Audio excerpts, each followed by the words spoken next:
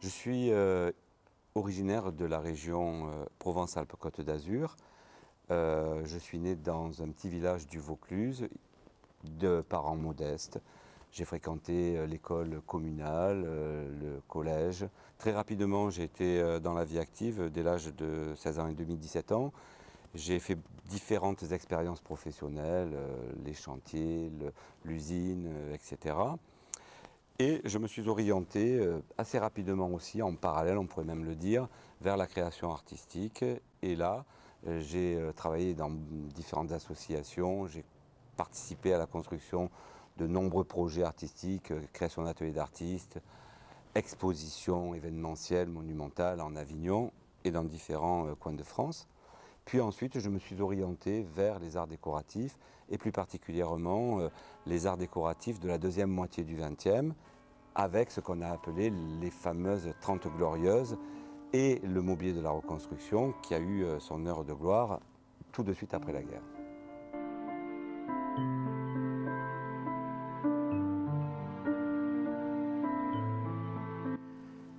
Simplement que j'ai pris conscience autour des années début 2000 que quelque chose ne tournait pas rond. Je me suis rendu compte que cette liberté dont on nous parlait, cette démocratie, il y avait quelque chose qui ne fonctionnait pas. Il y a eu le référendum en 2005, il y a eu ensuite le traité de Lisbonne qui a été imposé, il y a eu différentes choses comme ça, bien sûr l'euro en 2002, qui m'ont fait me poser des questions sur que se passait-il au niveau de notre constitution, de notre démocratie. Qu'est-ce qu'il se passait? J'ai vu qu'à ce moment-là, on nous a parlé de crise tous les jours, alors que par ailleurs, on nous disait que l'Union européenne allait être quelque chose de merveilleux. Et là, on se rendait compte qu'il y avait une dichotomie entre les propos et la réalité. Et puis, j'ai vu dans mon activité professionnelle que ça se dégradait, que de moins en moins de marchands étrangers venaient s'intéresser aux objets de la période que j'affectionne. Et là, je me suis posé la question et j'ai cherché, et en cherchant, j'ai trouvé les explications, notamment sur Internet, et j'ai vu des conférences de François Asselineau qui venait de créer l'Union populaire républicaine, l'UPR. Et donc là, je me suis dit, cet homme lance un appel aux Français, il est temps de le rejoindre, allons-y.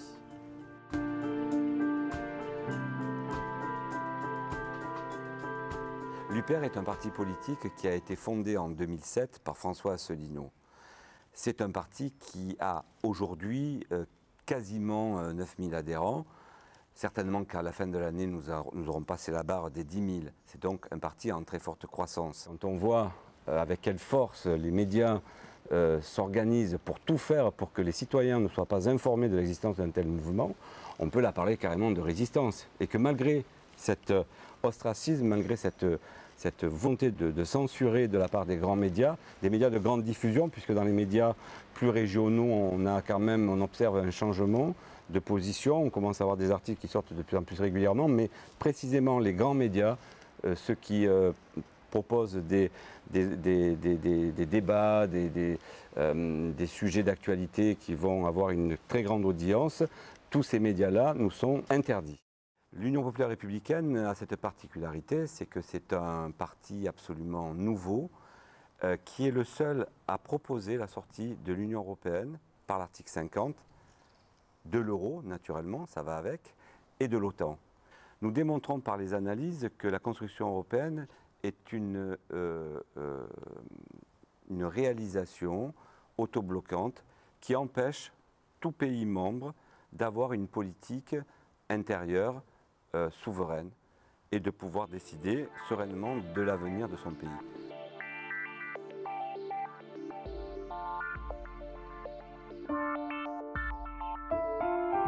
Nous allons présenter en France, l'UPR présente en France 1969 candidats.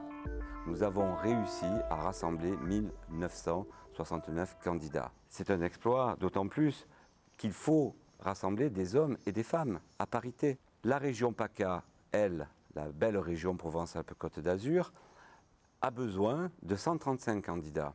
Nous les avons rassemblés, donc nous serons présents pour ces élections. Nous sommes en ordre de marche et nous avons nos 6 départements qui auront chacun leur liste avec leur tête de liste et moi-même qui serai celui qui conduira tout cet ensemble.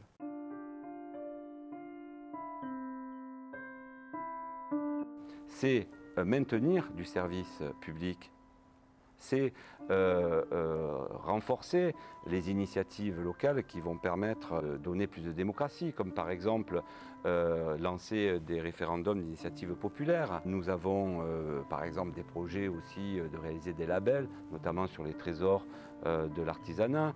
Nous avons des projets qui s'adressent directement à l'aménagement des collèges. Nous avons l'intention de faire des audits également pour que les citoyens sachent où leur argent est employé, etc. Et en même temps, un travail d'éducation populaire pour expliquer aux Français pourquoi, si nous ne faisons pas cela, sortir de cette Union européenne, eh bien, malheureusement, nous ne pourrons rien changer au niveau local et ça n'ira qu'en s'aggravant.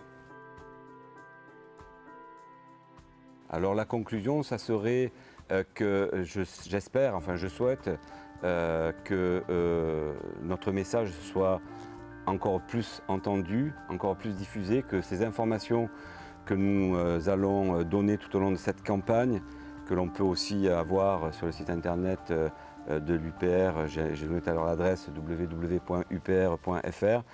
En plus de tout cela, que les médias, enfin, se rapprochent de nous pour essayer de nous connaître, de savoir qui nous sommes et de permettre à la démocratie dans ce pays de s'exprimer, enfin, de manière à ce que le débat ait lieu et de manière à ce que nos concitoyens aient la possibilité d'avoir un choix et de comprendre que si nous proposons de sortir de l'Union européenne, de l'euro et de l'OTAN, c'est que nous avons une réflexion, des analyses et beaucoup d'éléments liés à l'actualité, notamment l'actualité de ces derniers jours, qui nous montrent que c'est très urgent pour nous de récupérer notre souveraineté et notre démocratie.